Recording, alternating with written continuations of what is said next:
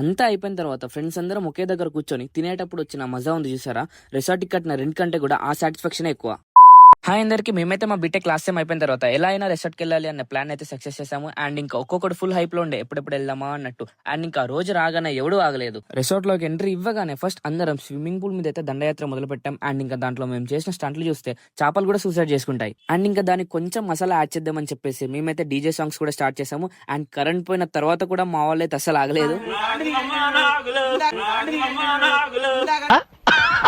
And తర్వాత అందరం కొంచెంసేపు అలా గార్డెన్ లో చల్లగాలి కూర్చొని లైఫ్ కెరియర్ అంటూ కొంచెం చాలా సీరియస్ గా అయితే మాట్లాడేసి ఇంకా సీరియస్ గా ఉంది చాలా అని చెప్పేసి మళ్ళీ పూల్లో సెకండ్ రౌండ్ అయితే స్టార్ట్ చేసాము.